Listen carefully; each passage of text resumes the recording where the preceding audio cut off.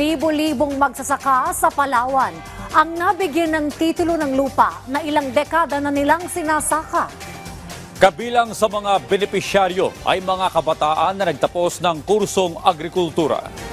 Hinimok naman ng Pangulo ang mga kabataan na bumuo ng makabagong pamamaraan ng pagsasaka. Yan ang ulat ni Kenneth Pasyente. 27 taon nang nakikisaka si Erlinda sa lupang hindi naman niya pagmamay-ari. Bagaman kumikita dahil sa pagbebenta ng kanilang pananim, hindi pa rin maalis sa kanila ang pag-aalala sa posibilidad na sa isang iglap ay mawala sa kanila ang pangunahing pinagkukunan ng ikinabubuhay.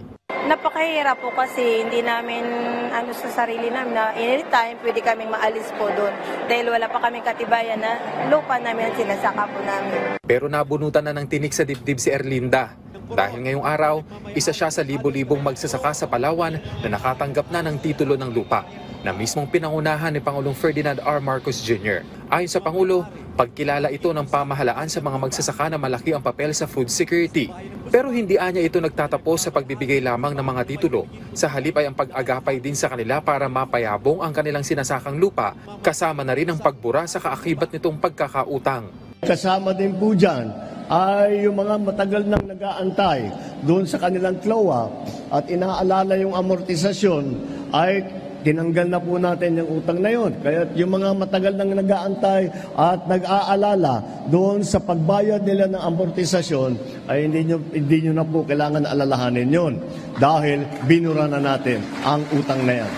Nakatanggap din ng titulo ang ilang kabataan na nagtapos ng kursong agrikultura na ayon sa Pangulo ay pamamaraan ng pamahalaan para mahikayat ang mga ito na magamit ang kanilang kaalaman sa pagpapalakas pa ng agrikultura sa bansa.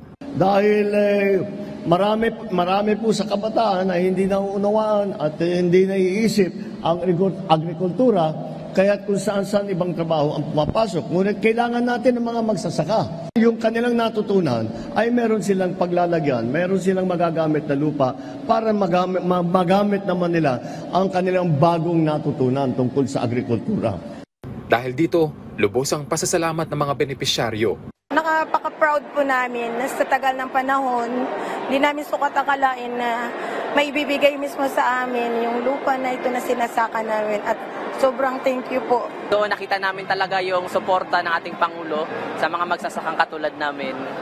Ayon sa Department of Agrarian Reform, tuloy ang pagsisikap ng pamahalaan na mabigyan ng titulo ng lupa ang mga kwalipikadong magsasaka. Katunayan, nasa 800,000 na ektarya pa ng lupa ang target na maipamigay ng gobyerno hanggang matapos ang termino ng Pangulo sa 2028. Pinangunahan naman ng punong ehekutibo ang ceremonial turnover ng farm-to-market roads na may kabuuang halaga na mahigit 44 million pesos.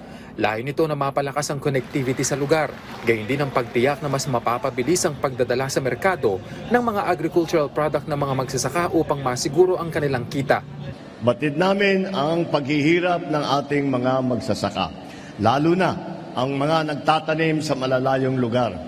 Hindi lamang kumakain ng oras ang mahabang paglalakbay, kung hindi ay maaari ding magdulot ng karagdagang gastos. Mas lalakas ang inyong kakayahang magdala ng mga produkto sa pamimilihan nang hindi kinakailangan mag-alala tungkol sa posibleng pagkasira ng inyong ani. Kabilang sa proyektong yan ang Busuanga to Karuray, Sitio Nalbot to Arado at San Nicolas to Sitio Canyogan Farm to Market Roads.